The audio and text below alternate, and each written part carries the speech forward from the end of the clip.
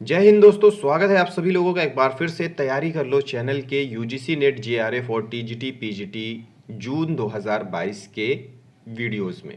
तो यहाँ पे दोस्तों हम लोग देख रहे हैं कि किस तरह से हम यूजीसी नेट जेआरएफ और टीजीटी पीजीटी की तैयारी करेंगे, जिसमें हमारी ये क्लासेस हैं, जिसमें हम आज देखने वाले हैं प्रमुख राम भक्त कवि एवं उनकी रचनाएं। इससे पहले हमने राम भक्ति शाखा, कृष्ण भक्ति शाखा, संत काव्य, सूफी काव्य के बारे में देखा था और भक्तिकालीन के बारे में संपूर्ण जानकारी हमने प्राप्त कर ली है। अगर आपने पिछली क्लासेस अटेंड नहीं की है तो दोस्तों आप चैनल के प्लेलिस्ट में जाइए, वहाँ पे यूजीसी नेट जेआरएफ और टीजीटी पीजीटी जून 2022 के नाम से प्लेलिस्ट है, वहाँ पे जाके आप उन्हें देख सकते हैं। और पिछले साल जो हमने तैयारी की थी, जिसमें लगभग 15 स्टूडेंट्स का सिलेक्शन हुआ था, वो प्लेलिस्ट भी इस चैनल के प्लेलिस्ट में मौजूद है, उसे भी आप देख सकते हैं। उसका नाम है UGC NET JRF TGT PGT UGC NET JRF October 2021। तो वहाँ पे जाके आप उन्हें देख सकते हैं। और अभी तक अगर चैनल को सब्सक्राइब नहीं किया है तो दोस्तों सबसे पहले चैनल को सब्सक्राइब कर लें, बेल आइकन प्रेस कर लें और तैयारी कर लो के साथ तैयारी करते रहें। तो चलिए दोस्तों शुरुआत करते हैं अपने आज के टॉपिक की, प्रमुख राम भक्त कवि एवं उनकी रचनाएं। इधर रचनाकार का नाम दिया हुआ है, उनकी रचनाएं कौन कौन सी हैं ये दी हुई है, और उन रचनाओं से संबंधित तथ्य क्या हैं ये यहाँ पे दिए हुए हैं। सबसे पहले हैं विष्णुदास। इनकी रचनाएं हैं महाभारत कथा, रुक्मणी मंत्र, स्वर्गारोहण, रामायण कथा, ये इनकी रचनाएं हैं। और नीचे दिया हुआ है ईश्वर दास। ईश्वर दास की रचनाएं हैं भरत मिलाप, अंगद पैज, राम जन्म, स्वर्गारोहिणी कथा, एकादशी कथा। इन दोनों विष्णुदास और ईश्वरदास के बारे में संबंधित बिंदु है कि प्रमुख रचनाओं पर चर्चा इस अध्याय में की जा चुकी है। हमने इससे पहले इन रचनाओं पर चर्चा की है जब हमने ईश्वरदास और विष्णुदास के बारे में पढ़ा था। तो आप पिछली वीडियोस देख लें, वहाँ पे आपको इनकी जानकारी मिल जाएगी। फिर है अगले रचनाकार हैं अग्रदास। इनकी रचना है ध्यान मंजरी, रामाध्यान मंजरी भी इसे कहते हैं। इसके बारे में प्रमुख बिंदु है कि रसिकोपासना का सिद्धांत ग्रंथ है ये। राम तथा उनके भाइयों का सौंदर्य वर्णन इसमें किया गया है और सरयू अयोध्या का वर्णन भी ध्यान मंजरी में किया गया है। फिर इनकी दूसरी, अग्रदास की दूसरी रचना है यहाँ पे कुंडलियां, हितोपदेश उपखाणा बावनी। इसके प्रमुख बिंदु है कि यह नीति परक रचना है। फिर है पदावली। इसके बारे में प्रमुख बिंदु है कि सीताराम दाम्पत्य विहार वर्णन इसमें किया गया है। फिर है अष्टयाम या रामाष्टयाम, सीता वल्लभ राम की दैनिक लीला का वर्णन इसमें किया गया है और ये संस्कृत की रचना है। फिर है तुलसीदास। तुलसीदास जी के बारे में प्रमुख, इनकी हम लोगों ने प्रमुख रचनाएं देखी थी। तुलसीदास के बारे में बहुत सारा डिटेल्ड में हमने देखा था, तो पिछली वीडियोस में आप देख सकते हैं। रचनाओं की विस्तृत चर्चा हमने पिछले की है, तो आप वहां जाके उन्हें देख सकते हैं। फिर है यहाँ पे केशव दास। केशव दास की रचना है रामचंद्रिका 1601 ईस्वी। प्रमुख बिंदु है कि प्रसन्न राघव, हनुमान नाटक, अनर्घ राघव, कादंबरी व नैषध चरित का प्रभाव है। 39 प्रकरणों में विभाजित ये एक महाकाव्य है। वाल्मीकि रामायण व रामचरितमानस से भिन्न है। हालांकि केशव ने उल्लेख किया है कि उन्हें वाल्मीकि से प्रेरणा मिली है। फिर है नाभादास। भक्तमाल 1585 ईस्वी। 200 भक्तों का इसमें वर्णन किया गया है। छप्पय छंद व समास शैली में ये लिखित है। फिर है अष्टयाम, गद्य रचना है।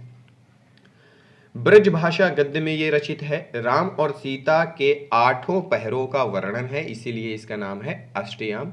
संस्कृत की चंपू काव्य शैली में ये रचित है। फिर है अष्टयाम पद्य। रामचरितमानस शैली पर दोहा चौपाइयों में ये लिखी गई है और अवधी भाषा में लिखी गई है। ये संस्कृत की चंपू काव्य शैली में रचित है। फिर है प्राणचंद चौहान। इनकी रचना है रामायण महानाटक 1610 ईस्वी। संवादात्मक प्रबंध काव्य है। संवादात्मकता के कारण नाटक भी माना जाता है रामायण महानाटक को। दोहा चौपाई शैली की प्रधानता है, वर्णनात्मक है और ये संस्कृत के हनुमान नाटक का इस पर प्रभाव है। फिर है हृदय राम का हनुमान नाटक। कहीं कहीं राम गीत शीर्षक से प्रचलित है। सीता स्वयंवर से राज्याभिषेक तक की कथा संवाद शैली में कही गई है। कवित सवैया छंद में भी ये है, कवित सवैया छंद में ये रचित है। संस्कृत के हनुमान नाटक का इस पर प्रत्यक्ष प्रभाव है। फिर है माधव दास चरण, इनकी रचना है रामरासु 1618 ईस्वी। मुख्य घटनाओं प्रसंगों का संक्षेप में वर्णन है। फिर है आध्यात्म रामायण 1624 ईस्वी, संस्कृत की आध्यात्म रामायण से प्रभावित है। इसके बाद है लाल दास, इनकी रचना है अवध विलास 1643 ईस्वी। ये 18 विश्रामों में विभक्त रचना है। छाप के रूप में लाल का प्रयोग हुआ है। दोहा चौपाई शैली में रचित है और इसकी भाषा जो है वो है अवधी। राम जन्म से लेकर वन गमन तक की कथा का इसमें वर्णन किया गया है और भक्ति के रूप व ध्यान योग का भी इसमें वर्णन है। फिर है कपूर चंद्र त्रिखा। कपूर चंद त्रिखा, इनकी रचना है रामायण 1646 ईस्वी। गुरुमुखी लिपि में ये लिखित है और इसकी जो भाषा है वो ब्रज भाषा है। इसमें 145 छंद हैं। इसके बाद है नरहरि बारहट, इनकी रचना है पौरुषेय रामायण। वाल्मीकि रामायण को आधार माना है। भाषा राजस्थानी व ब्रज मिश्रित अवधी भाषा है। चतुर्विंशति अवतार चरित्र नामक विशाल ग्रंथ के अंतर्गत 21वें अवतार में रामचरित्र का वर्णन है और दोहा चौपाई पद्धति का प्रयोग किया गया है। सवैया, छप्पय, पद्दरी, कवित आदि छंदों का इसमें प्रयोग हुआ है। रासो ग्रंथों जैसी रचना शैली इसमें प्रयोग की गई है और युगीन परिवेश की गहरी छाप है। फिर है रामप्रिया शरण दास, इनकी रचना है सीतायन 1703 ईस्वी। सीता को प्रमुखता देते हुए रामकथा कही गई है। सेनापति, इनकी रचना है कवित रत्नाकर 1706 ईस्वी। ग्रंथ की चौथी व पांचवी तरंगों में रामायण का वर्णन है। कुल 394 छंद हैं।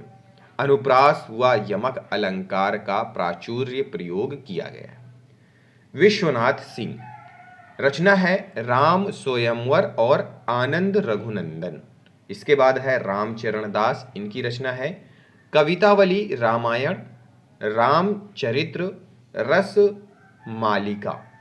और अंत में है रामलल्ल पांडे, इनकी रचना है हनुमान चरित्र 1639 ईस्वी।